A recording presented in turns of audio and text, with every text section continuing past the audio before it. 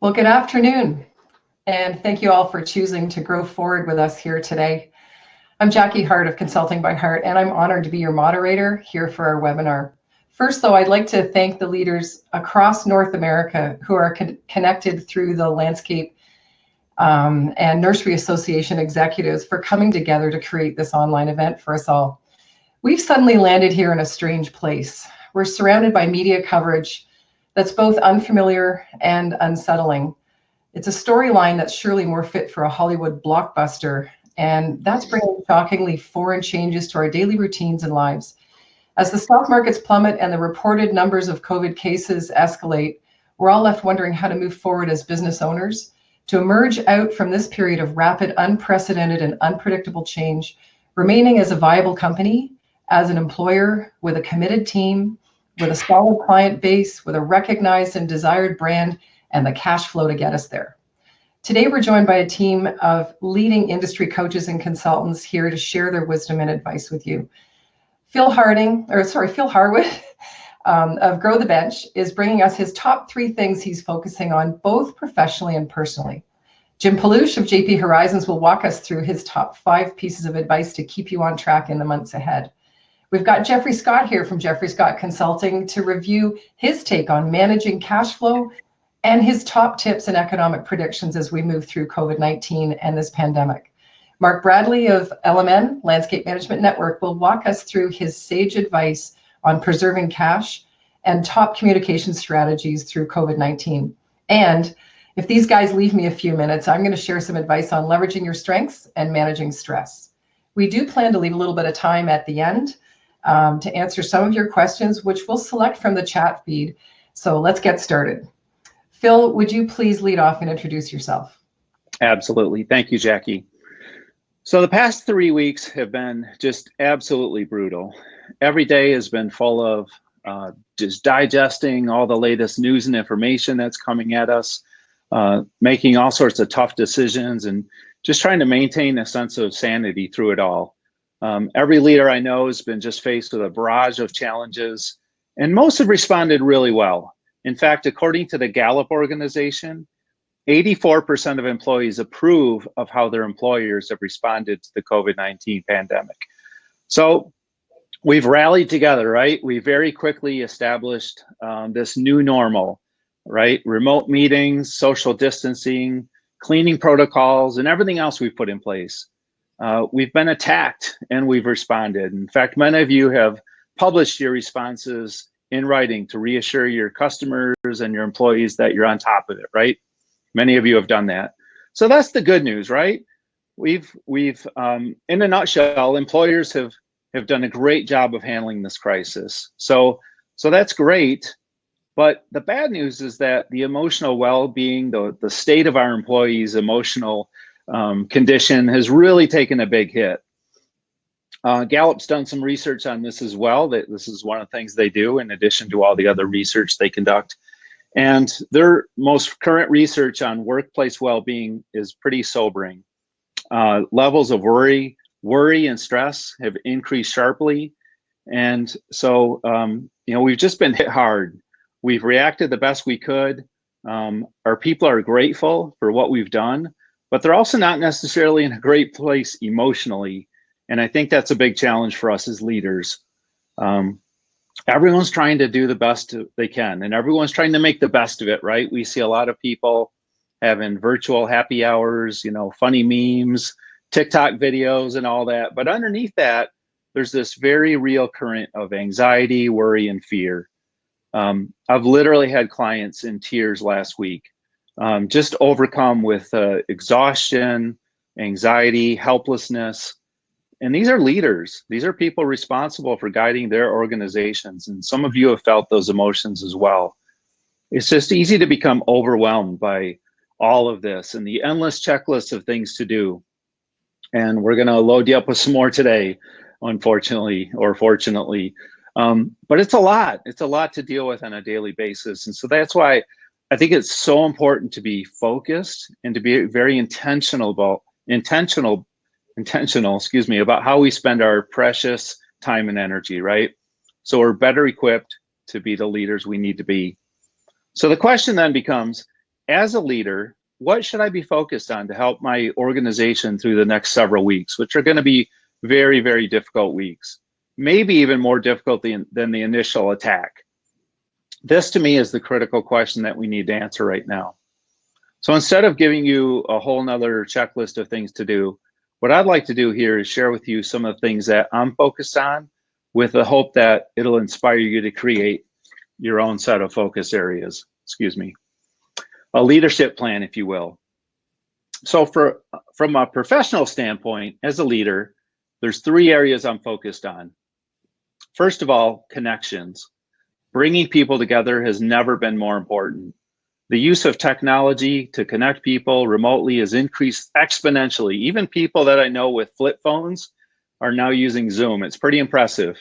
And I've never been in so many Zoom meetings and other remote meetings in my life. And it's been great, but it's been really, really important to connect with people. So I'm just focused on creating even more connections, more discussions, more time together with my clients, family members than ever before.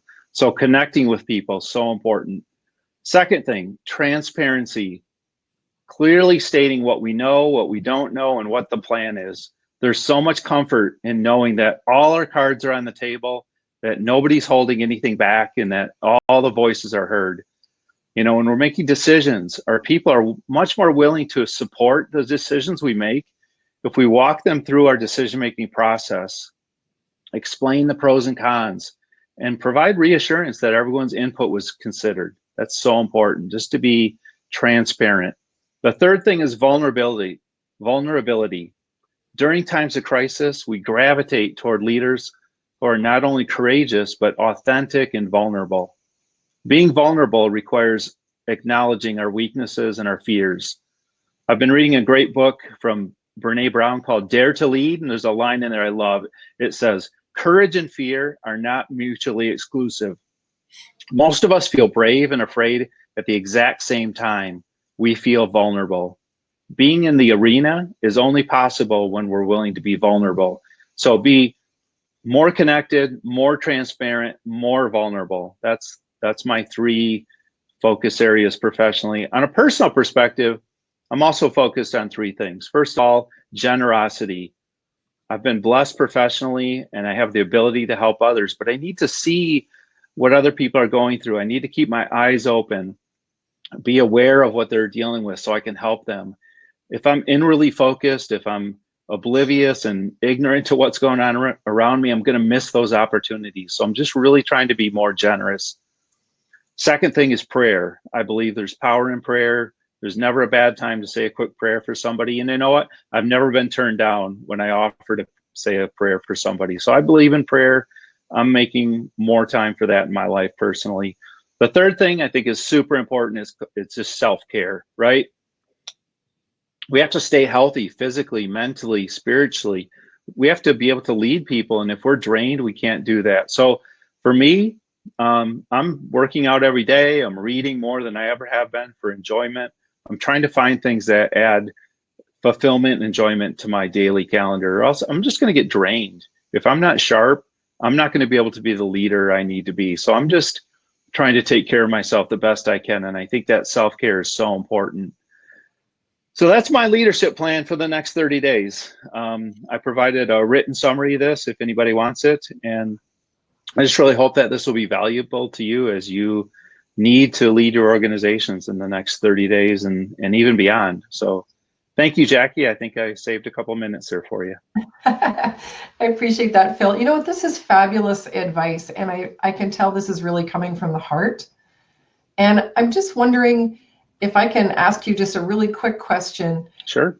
What out of these key pieces that you've talked about here today, what do you think is the most challenging for your clients? What are you hearing at GrowTheBench from the clients who are contacting you with respect to, you know, what's the first thing that you have to do to talk them off the cliff at the moment?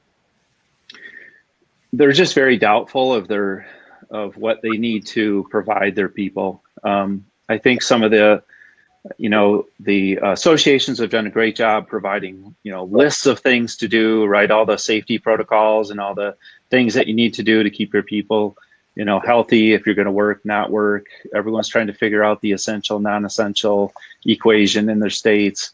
Some of that is not easy, but it's very black and white, right? Some of it is, not all of it is. But I think what they struggle with is just their own mind, in their own strength as a leader. Like, how do I get through this? If I'm overcome with fear and debilitation, how am I going to stand in front of my people and lead them? So I think it's exactly what I've been talking about, having some areas to focus on and really getting your own head straight so that you can lead others is just so important.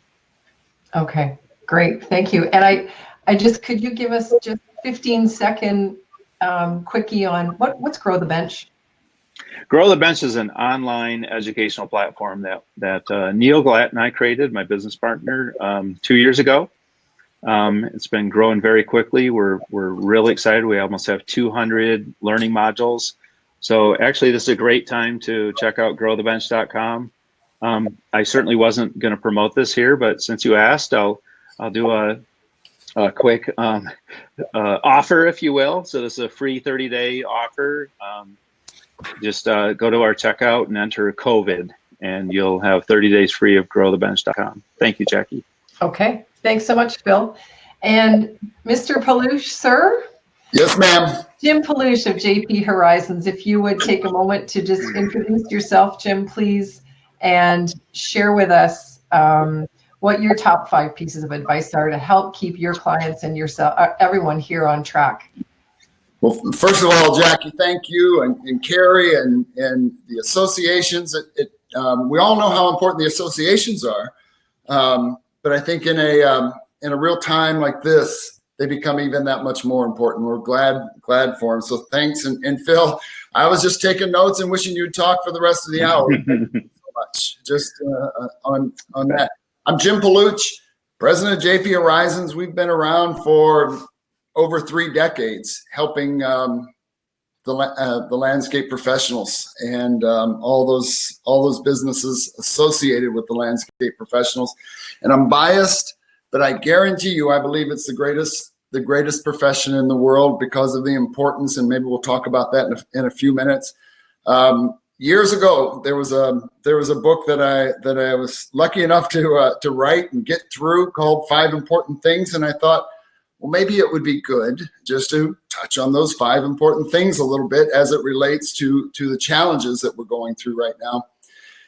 And then it occurred to me walking this morning that, wait a minute, the challenges we are going through right now, and that was the question. And I believe the challenge that we're going through right now is the same challenge we had exactly 1 year ago and a decade ago or 3 decades ago. It's what's going on up here between our ears and the thoughts that we could be having or not having, and the things that we're thinking. And I think that's what makes a great situation like this so important. It gives us a chance to maybe just think about our own thinking just a little bit. So getting that clear, getting a good sense. So let's talk about these 5 important things: continuing to learn and appreciate people, and having the right attitude, and setting goals, and don't quit. And somebody the other day on a call mentioned that we are in the greatest laboratory right now that we will ever get a chance to be in. And I think that's an interesting thing. Think about the things that we could be learning. So the question to be asking ourselves is, what am I learning? What am I learning? Crew size, how important it is to understand my numbers and have a peer group, have a connection, a group that I could turn to. And I wonder if we could help our team with that a little bit, and asking the question, what did you learn today? Hey, what'd you learn today that maybe a month from now we can apply? And it's so good to be talking about a month from now. What'd you learn today, a month from now? That's good conversation. But I think helping our team remind themselves that we could be learning, and everybody could probably mention books and that we could be reading and things that we could be listening to. And so there's an opportunity to learn right now, and continuing to learn is just such an important thing. And how will I keep my awareness up of keeping my thoughts in the right place. And then that second important thing, think about this one, about appreciating people, getting a focus on, are we seeing people as people, or are we seeing them as objects, something I have to deal with? Are we seeing my team as people, as resources, as somebody that has a beating heart and blood running through their veins, and families, to look at them with a sense of appreciation and looking for the opportunity to support and help and learn from them and respect them. And so our team, and then there's our customers, and understanding they're people too. They're going to make decisions that we maybe wish they wouldn't make, or going to be, wouldn't it be great if they're calling us? Wouldn't it be great if a month from now, or 2 months from now, or 3 months from now, that we have customers saying, you know what, Jim, it was the input that you gave us, the things that you kept in front of us thinking about that helped me get through it. Maybe for us in the landscape profession, we're reminding people to go ahead and step outside, no matter how big your outside is, whether it's a walk around the backyard, or a walk around the house, or a walk just to the parking lot and back. The importance of getting outside and appreciating people and knowing we can have an impact on them. And somebody's needing your help right now today, I would guess. Somebody needs maybe, whether it's a call or a thank you note or something from you. Appreciating people. So continuing to learn and appreciating people. And then the one that we could all talk about, having the right attitude, and it's attitude's an interesting thing, isn't it? We don't know how to describe it, maybe totally, but we do know that when it's a good one, and we do know when it's a bad one. We know when it's a helpful attitude or a non-productive attitude that we're bringing on. And Viktor Frankl and Man's Search for Meaning, and I was just reading through it again a little bit last night, talking about those people in the concentration camps, that when they had a solution focus, looking forward to the future, something better, finding meaning in the struggles they were going through, those tended to be the people that made it through that horrific experience. And those that gave up, problematic thinking, didn't see any hope in the situation, soon became ill, sick, or lost their lives in some way or another. So let's keep that attitude focused on a solution oriented, and help our team to do that as well. And focusing on the things that are important and most important, and simple steps. And one more thing is, I love what Phil said. It's just so right. Just consider your health. Eat right. Watch the things you're doing. Get sleep. All of those things to keep ourselves healthy. And if you can, as we all can, find something to laugh about. Find a sunrise to look at, or a sunset to enjoy. But taking care of ourselves. So continue to learn, appreciating people, having the right attitude. And then how about this one? The idea of setting goals. Now let's talk about that. We could have goals, we could have some wishes and some things going on up here, or we could be using our 3x5 cards or writing them down in a positive affirmation. Even if a goal is something like, I'm really enjoying watching my team rise to the occasion and making a difference here. And we looked at that 5 or 6 or 7 times a day. I'm really enjoying the connection that we're having with our team. I'm really enjoying developing some new processes that are making a difference, and setting those type of affirmations. Or maybe it's setting some goals, something you can put up on the wall that we can keep score, whether it's over the next week of something, whether it's how many customer phone calls we made, compliments we had come back in, or how many yards of mulch we got down, if we're still in an opportunity where we can do that. And keeping score and celebrating. And goals are a purpose, they're a why, and staying focused on those. And then the last is don't quit. Continue to learn, appreciate people, have the right attitude, set goals, and don't quit. And just to maybe think about that for a moment. There's going to be things that you do. There's going to be things that you might have to pull back a bit on production. You might have to close production down completely. You might have to do something, laying people off, making decisions that are not. That is not quitting. That is not giving up. That is not failure. The one thing that we have to be focused on as leaders, the one thing that is so important is we need to keep our businesses going. We need to do the things that will help us keep our business going. And as long as there's a spark there and you can continue to flame it or fan it and create a flame, we can keep those businesses going, because we want to have something great there when this does pass and when it's beside us. And I think one last thing, and this is a thought we've got a book being created around this whole idea of stay focused on what's happening through you, not to you. Stay focused on the things that are happening through you and not the things that are happening to you. Man, we could all be pulled down on the things that are happening to us, the negative things.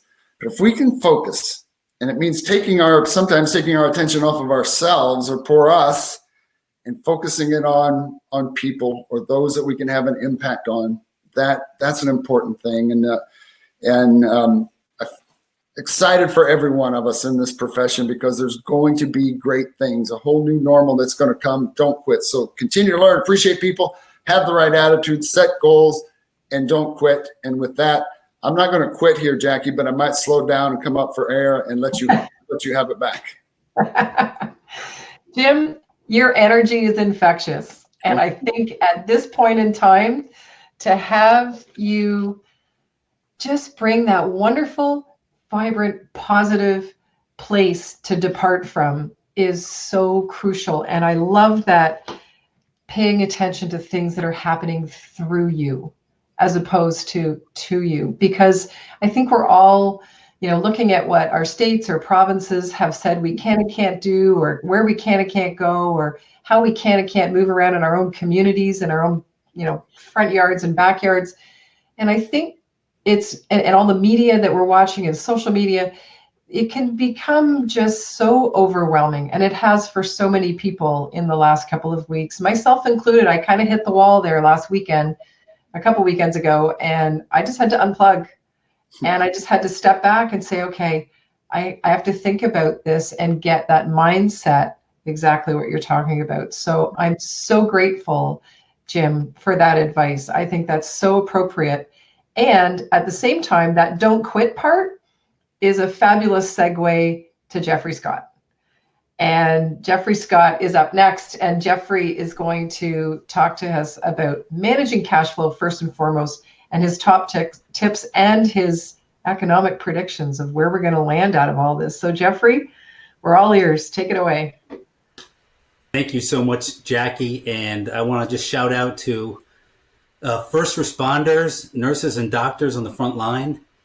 You are the heroes. You are taking the most courageous actions, and I only hope what we do can help support people in the economy as you're really giving yourself to help everyone this terrible disease. So thank you very much. Fear and the unknown really creates anxiety, and is really the issue here, as everyone's touched upon. And so I think my video just went out. Can you still hear me here talking? Yeah, we can still hear you. It got a little choppy for a moment, but your sound, I think, is better without the video. Okay. So I'm calling from a place here where we don't have a great video. So let me just keep talking here. I want to give you some knowns, some specifics to hold on to that will allow that uncertainty to dissipate and give you a bit and empower you more on what to do going forward. So let me just jump right in. Number one is cash flow, right? I've advised all my clients to budget what if scenarios. What if revenues drop 10%, 20%, 40%? If you're all design build and you're in Michigan, maybe 60%. I don't really know, but I want you to figure out what your what if scenarios are, and then just work out the consequences of what you would do. And by doing that, that gives you a certain amount of calm to know that you have some plans. So I want you to start there. Now, budgeting is something we've been working on for years. Thank you, LMN, for bringing and providing for free your budgeting software. So that's allowed all contractors to really figure out a budget. And then you've worked on figuring out your monthly budget, which is something I've been stressing over the many years. And you've figured that out. But now you need to go to weekly budgets, and not a budget, but a cash flow budget. And so a cash flow budget is what's going to really determine whether you survive or even thrive throughout this. It's very simple. You have your starting balance minus the cash that comes in for a week. Plus the cash that comes in for a week minus the cash that goes out for the week. And that gives you an ending balance. And ideally, every week, your cash grows. But let's just talk about surviving for a bit. You are trying to defer your loans that you have, and you're probably trying to take in loans as well, perhaps from the government.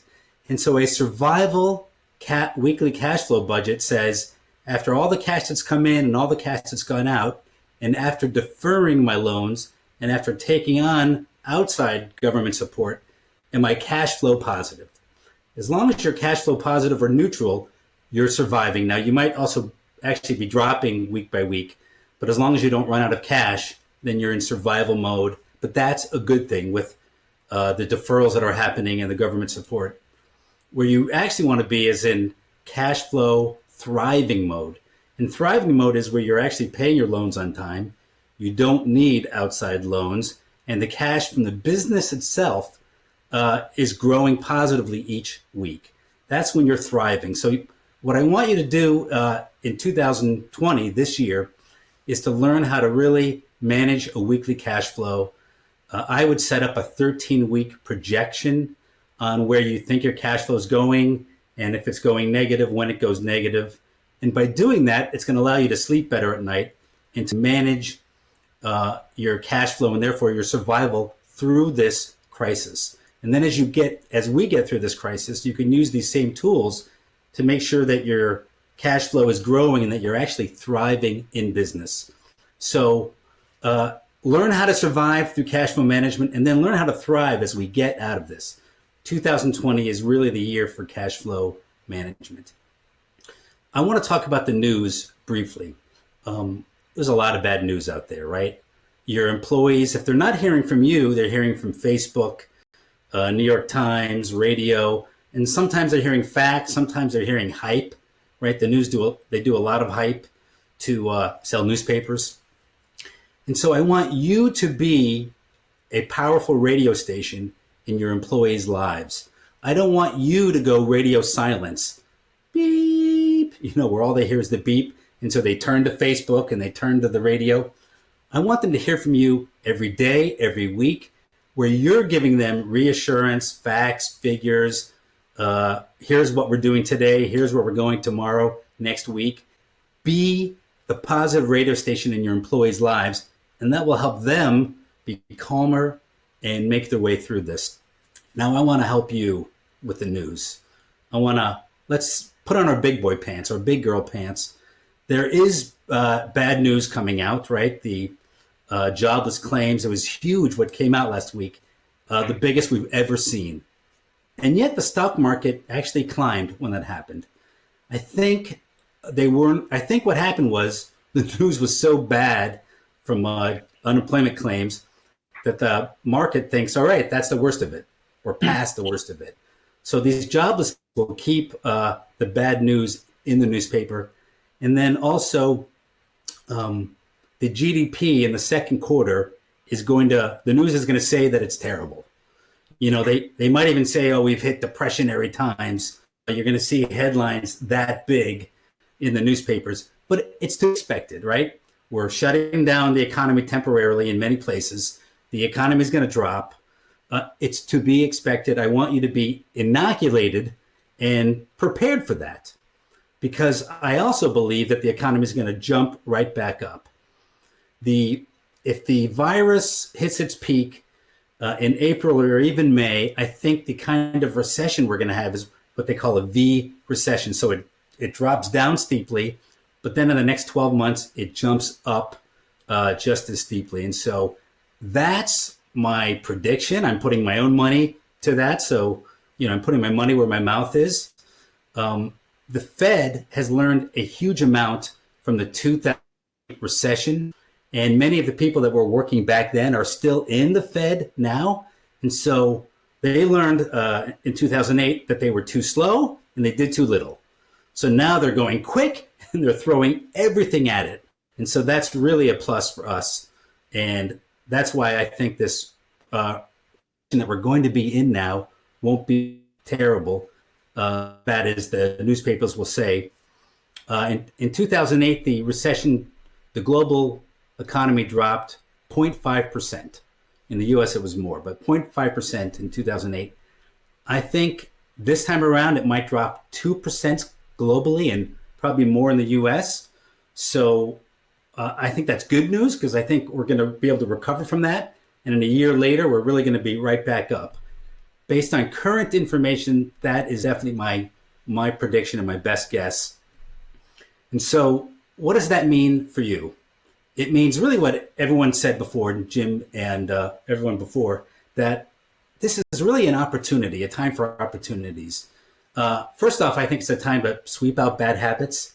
If you've been running inefficient, now's the time to just deal with all these inefficiencies that you've been maybe closing one eye to in your business, and just sweep them out. Make the changes. But this is also a time to call your people into action with you. This is a time for you to really step up and be that CEO. You might have been so much in the business. Now you can really work more on the business, delegate the operations to your people, and put on your CEO hat. And by having that time to think through everything that's going on and plan more, you'll be able to really keep your foot on the gas as we make it through this recession, and you're going to be able to take advantage of opportunities. I think there will be a lot of opportunities coming through this. Some people, unfortunately, will give up. Some will want to sell their business or sell their clients or sell their materials too cheaply. And so if you keep a steady hand on the steering wheel here as we work through this, you're really going to see a lot of opportunities to be had for you and all the other entrepreneurs that can stay positive and stay focused on the future. So that's some data I want you to think about and be prepared for and be prepared to manage. I just want to talk about people for a second. So, this has just been gut-wrenching what's going on. I talked to a client 2 days ago. 3 of his family members died. I talked to another client of mine, and his wife is a nurse, and she's had sort of a breakdown having to deal with everything going on in the hospital. It's the front line. And so everybody has something different going on in their lives. So as the owner, as the CEO, if you can meet people where they are, you're going to have the best chance to connect with them and help them through this. So that means asking them, how are you doing? How are you feeling? That means asking them, what's going on in your family? Tell me your family situation. And lastly, asking, hey, what can I do for you? And so this is an opportunity to make and deepen those personal connections, especially if you're a larger company. You may not be quite connected to all your employees, but it's those connections that will make them feel cared for, that you care. It'll help give them an outlet if they don't have an outlet at home. It'll help you understand what's going on with all my people and how do I sort of manage it. You can't manage everybody the same like you might think you could normally. And so this will allow you to better manage.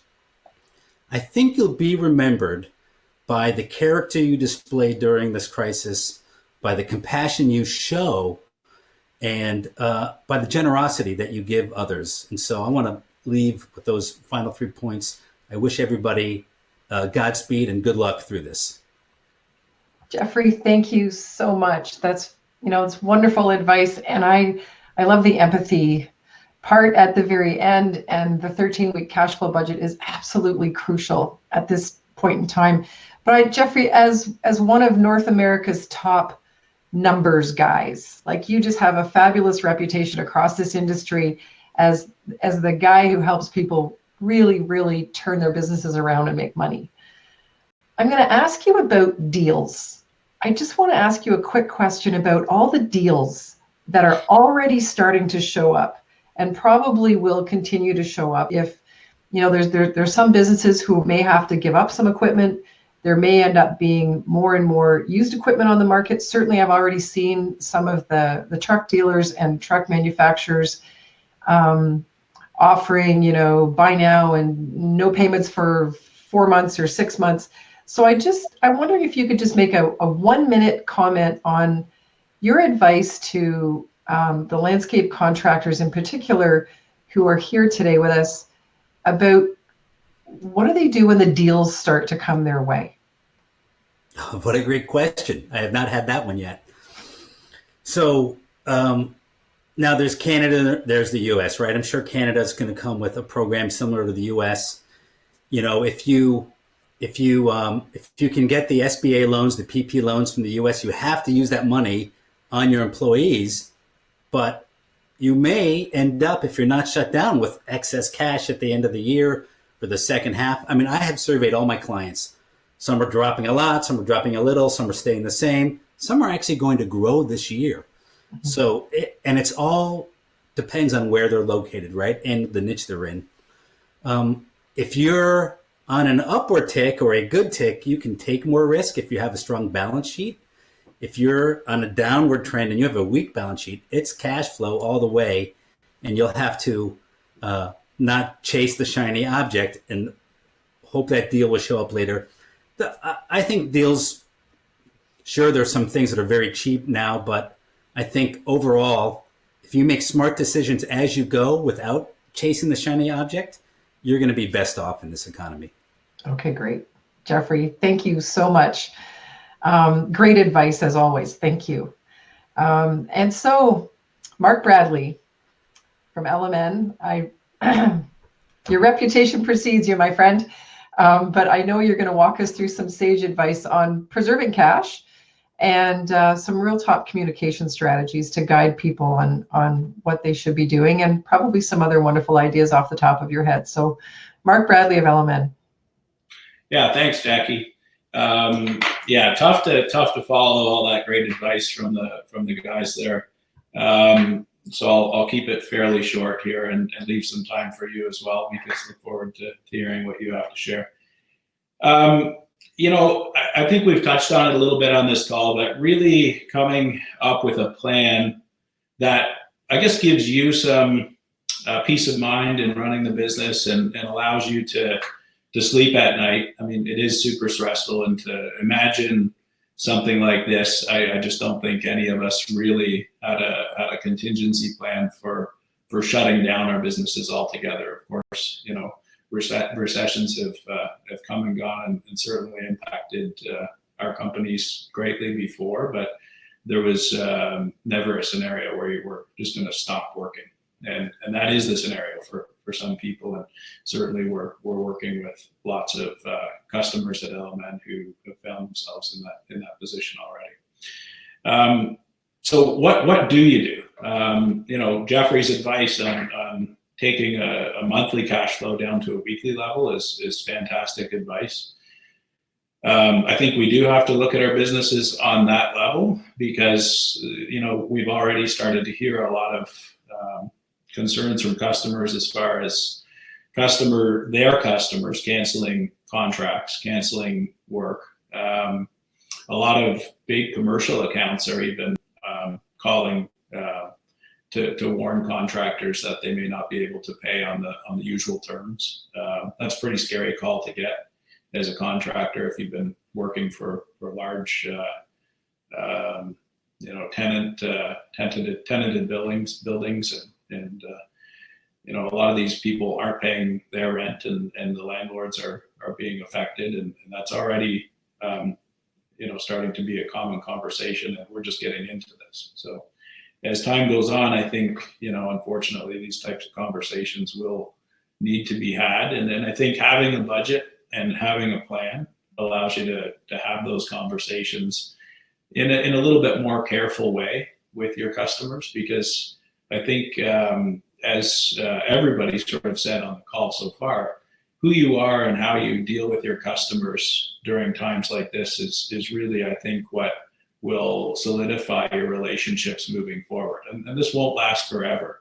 So it is super important that you're able to handle these issues as they come up as ethically as possible and with an understanding ear, because I think moving forward, coming out of this, your customers' loyalty will definitely be there if you have a plan in place that you can sort of react and be the professional that they need you to be. So setting up some modified budgets, those what if scenarios that Jeffrey talked about, I think is step one. So what can you do to minimize costs, defer payments?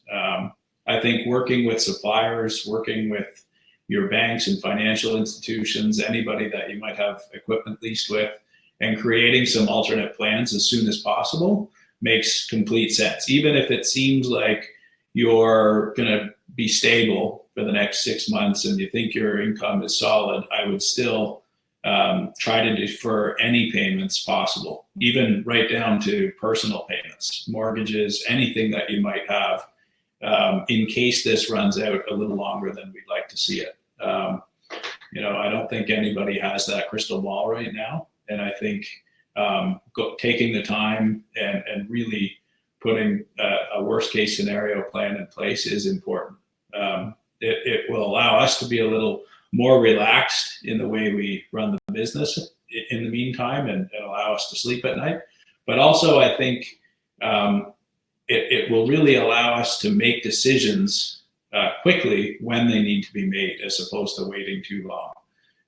And as Jeffrey said, at the end of the day, cash flow is going to be everything. This isn't the time to worry about paying down debt or anything like that. It's really just about maintaining the business and until we get through this.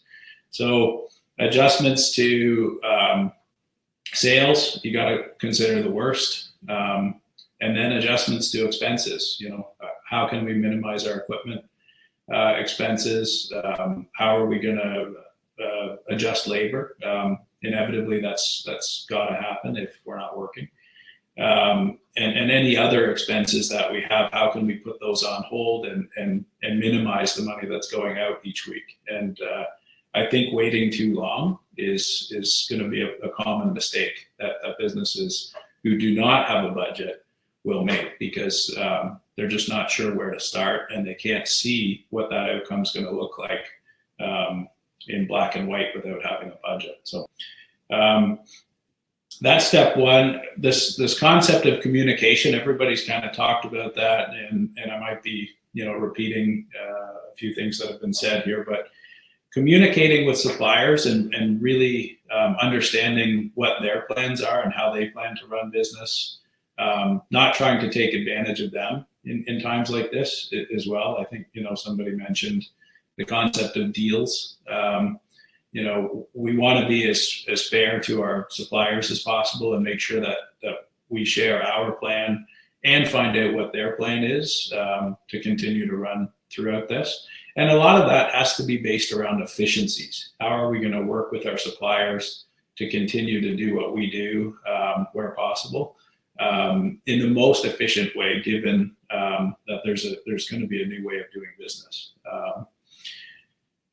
Customers, we've had lots of customers calling and asking, hey, what should we do with deposits? I've taken deposits on projects, and now this project is completely canceled. I feel like I've put some planning and time into it, and I don't feel like I should return all the money. And it's a tough one to answer when somebody's asking, because you never really know exactly what all sides have there. But I really believe that communicating with customers and trying to treat them as fairly as possible, knowing that if they're canceling a project, they're probably canceling it because they have some real concerns about cash flow and some fears of what's coming.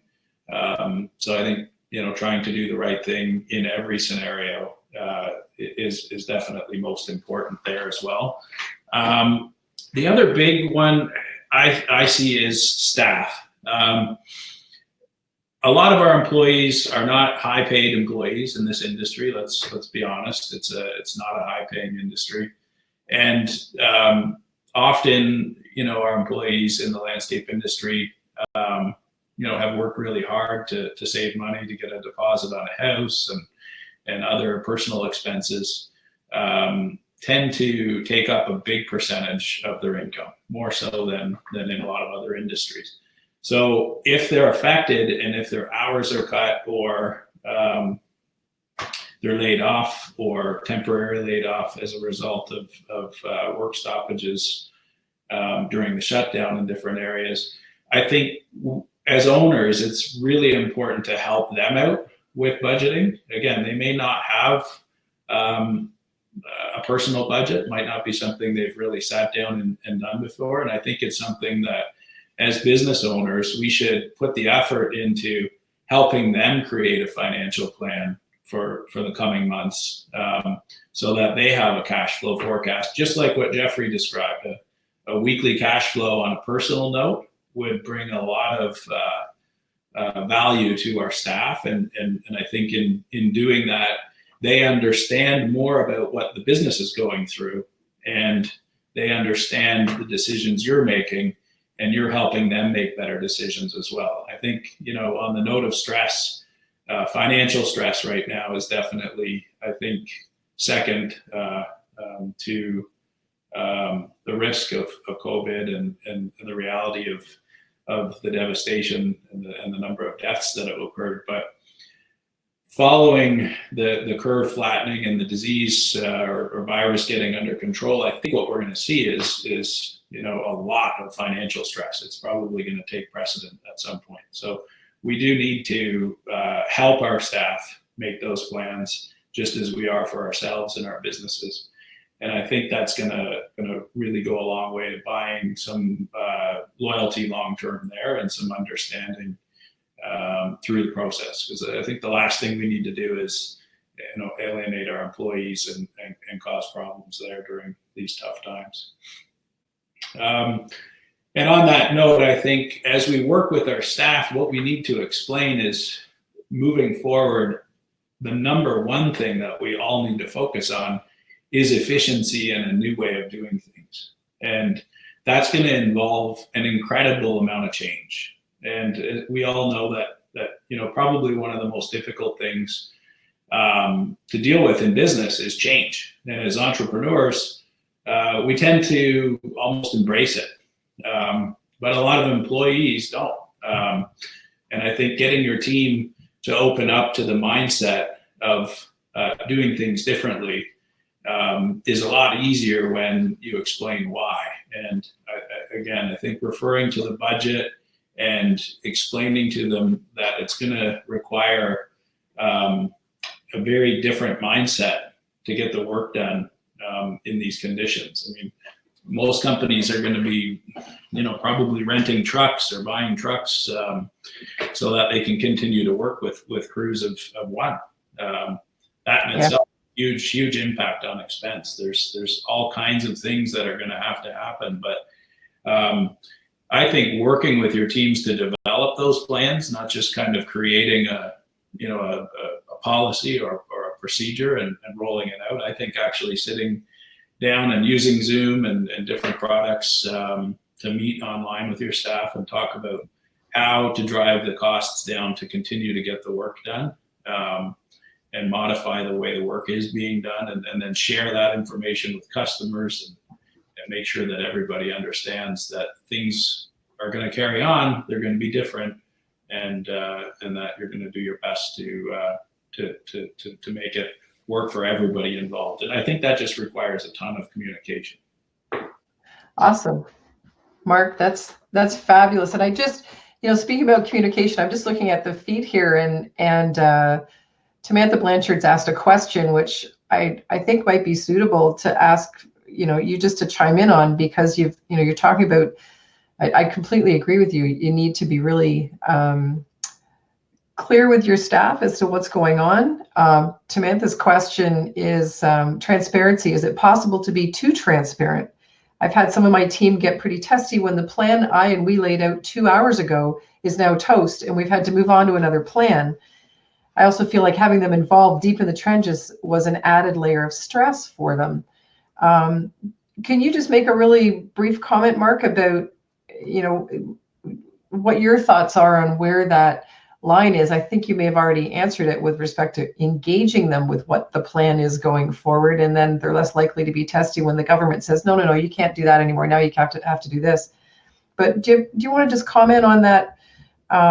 Whether, where's the line between too transparent and transparent enough with staff? It's a great question, and it's a difficult one, because even in the best of times, sometimes when you share too much information, it causes stress for some people. So you definitely need to share the information in a method that they can consume it and understand it. And I think sometimes as entrepreneurs, and I think I've been horribly guilty of this my entire career and still am, I say things too quick, thinking that other people are digesting it or consuming it the way I say it, but they're not. So I think before rolling out a plan, if they're involved in creating it, then they're able to consume the result. And I think that's why I was saying it's so important to have them work with you to create the plan. Even if you kind of have an idea of where you want it to end up, I think just having them work through the plan with you will allow them to understand it. And if things change, because there's a good chance they will, given what we're going through, I think their likelihood of understanding why it needs to change will be a lot deeper, because they have to create the plan. That's the best advice I can give, and I will say that that's a pretty common problem. When you share details without the full spectrum, it often does just create stress, because it creates a lot of new questions that often come up in people's minds after you've shared the plan. Yeah. But that's all I can share, I think, there. Okay, thank you. So guys, you left me my negative 2 minutes to have some comments, which is fine. I'm going to take a couple of minutes. There are some questions on the chat here, so I'm going to invite you gentlemen just to have a quick scroll through the chat just while I just want to make a couple comments about mindset, and it kind of speaks to Mark's final comment there about whether or not you have meetings with your employees using Zoom or some sort of a video platform, as opposed to sending out a daily or a weekly or a biweekly email. We all know that people can read tone into written correspondence, maybe unintentionally. I think being able to see body language and hearing your tone of voice and see the sincerity this is a really important time, because there's so much fear, and your employees all need to be there for your company when we come back out the other end of this. In order for your company to remain viable, you need your team. So I think this is an important part to help try to relieve their stress. So you've got to be conscious of your mindset. And so a couple of things about managing stress I wanted to mention, first of all, is unplug.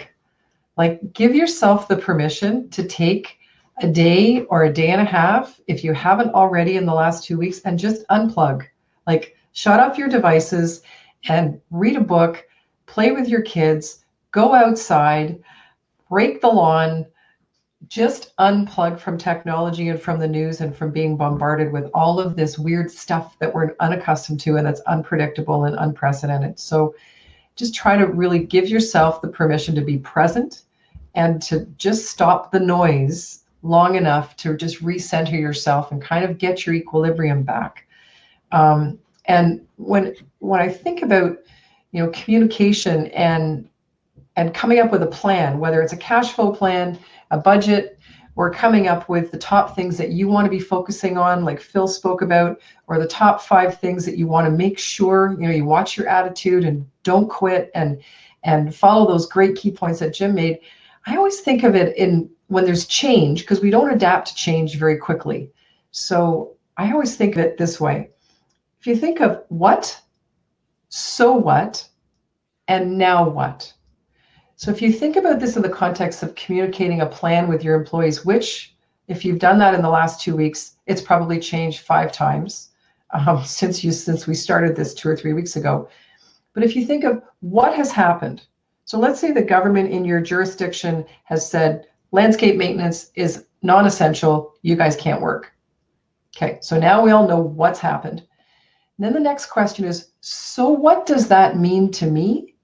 What does that mean to my company? And so what does that mean to my team? What does that mean to my customers? I'd encourage you to actually take the time to really write down clearly what it is that's happened that's disruptive, point by point. And on each point, say, so what does that mean to me and my company and my team and my employee and my customers? And then the third thing to write down is, now what can we do about this? And that's where the creativity comes in. And that's where you start mining for the silver lining and start looking for ways to maybe grease the runway for the fall and for the to maintain the relationships with your customers and with your suppliers and with your employees.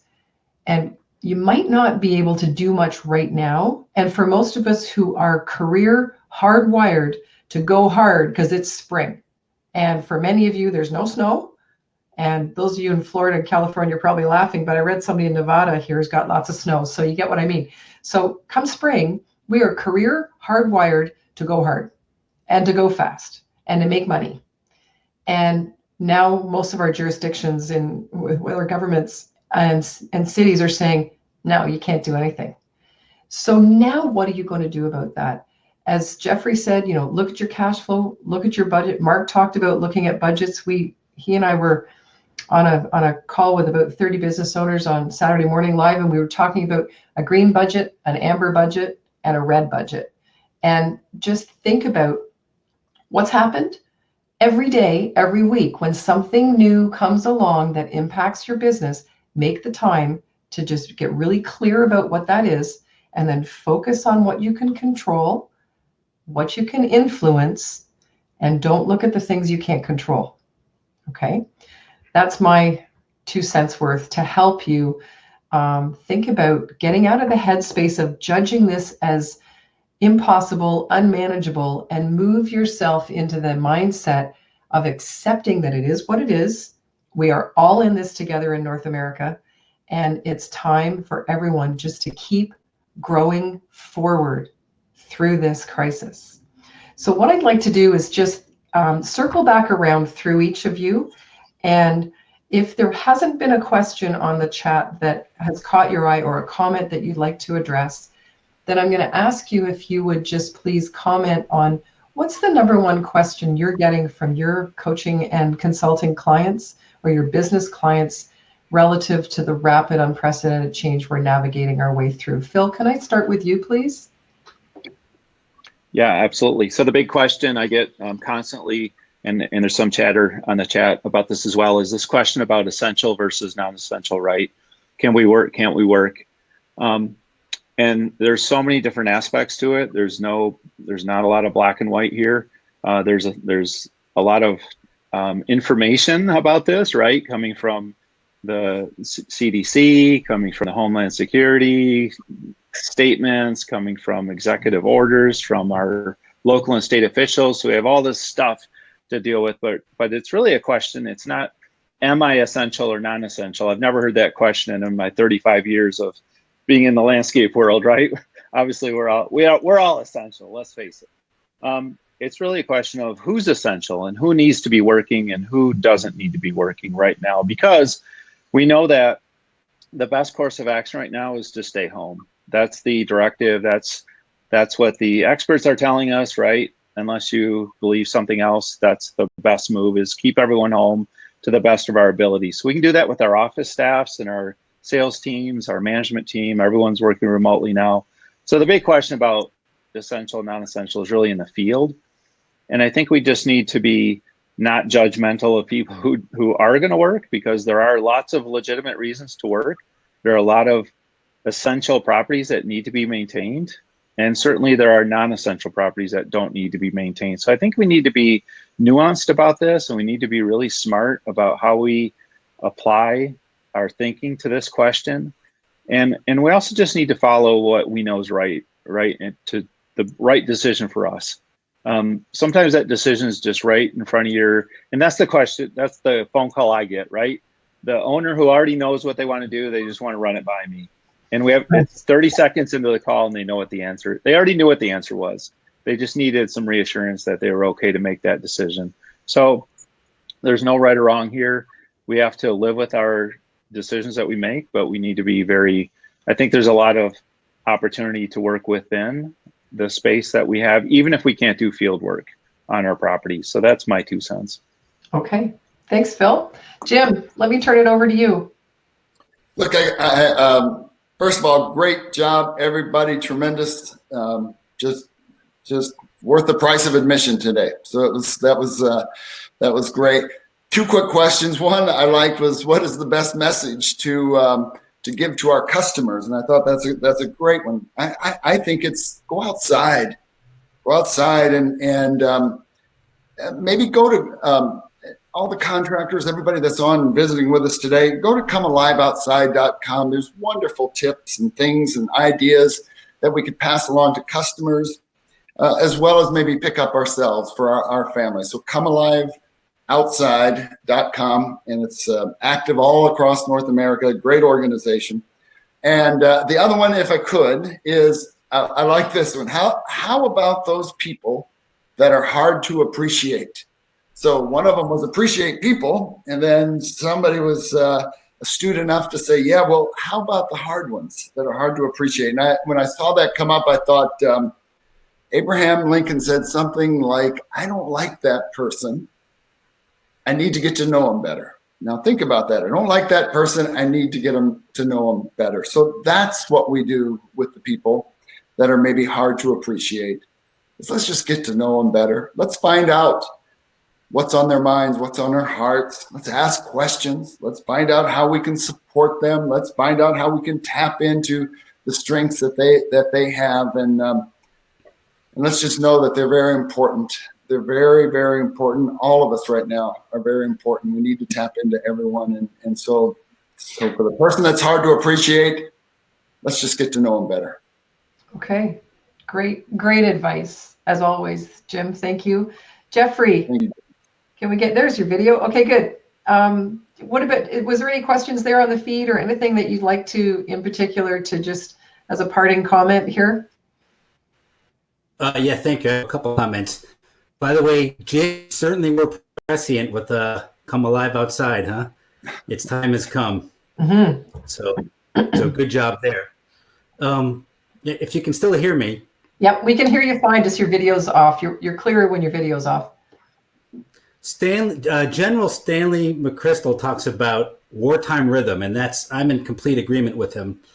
What I've been advising people to do is whatever meetings you had going before all this happened, where they make sense, keep them going online. Keep them going with Zoom, your weekly sales meeting, your weekly leadership team meeting, and in fact, your daily huddles, right? Keep them all going. Try to keep this regularity and this communication, and you might even increase meetings during this quote unquote wartime where you're responding to safety precautions, right? It's all about being safe, keeping safe. So keep your meeting rhythm going, and in some cases, increase it. That will make everybody feel better and feel, that some things are normal and regular and they're keep happening. Number 2, I created a little a resource page, jeffreyscott.biz/crisis, and I put on it the things that you may not find in all the other resource pages, some articles from Harvard Business Review, some videos from myself. I found a link of grants besides the SBA loan, but state and regional grants that you can also apply for. There's a lot of money out there. So don't just focus on, hey, what can the government do for us? But be curious, stay curious, and keep looking out there, and you'll find other resources to help you. Okay, Jeffrey, great. Thank you so much. Much appreciated. And Mark Bradley, any closing comments from you or questions that you wanted to answer? There was a couple quick ones that were directed at me. One was, if sales drop drastically, how do you feel about sending vehicles and equipment like skid steers to the auction? My experience has been that the auction prices are not great in times of recession. And I would think in a time like this, it would probably be worse. It's a fantastic time to buy, I bought a lot of equipment in 2009 and 10, used it for 5 years and sold it for the same price as I paid for it at the auction 5 years earlier. So I would suggest not selling your equipment at an auction right now, especially an unreserved auction, that is. Now, the other point was actually a great idea. Brian Cotter suggested using vehicles that are owned by employees and paying mileage rather than renting vehicles. And that's a great idea because a lot of landscapers tend to like buying pickup trucks for themselves as personal vehicles. And and you do have some that have their own trucks, I definitely would suggest doing that for a few reasons. One, you can help them out a little bit, maybe by giving them a little extra money toward their own payments and their own lifestyle, rather than renting. And I think the other is it's just a lot more efficient than trying to manage rental equipment. So certainly that would be a fantastic way to do things. I thought it was a good idea worth mentioning to everybody. But aside from that, I mean, just closing comments. I just think that staying nimble and keeping your mind open and getting your team in that same frame of mind. Things are going to be up and down for a while, and I think just having that mindset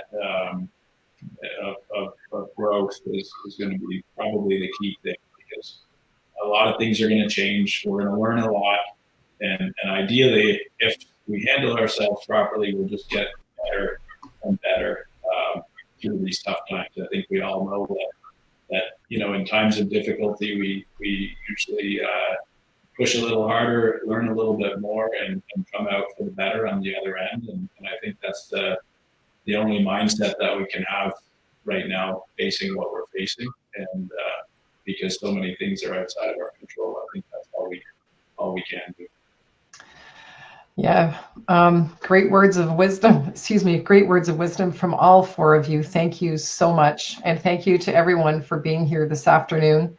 I'm just going to wrap up the webinar at this point in time, and thank you to everyone here, our 300 and change people who are listening in, and to our speakers and to our Industries Association executives, just to all of you who are choosing to grow forward through this COVID-19 pandemic. We're all stronger together. We know that. That's why we're here. And we're all going to be healthier and much more successful in the long run if we continue to hunker down, shelter in place, stay at home for now, until it's safe for us to get back to work and to ramp back up into full steam ahead. It's been an honor and a pleasure to moderate the webinar today. And on behalf of our team here of industry leading coaches and consultants, I wish you all good health. And I encourage you to keep growing forward.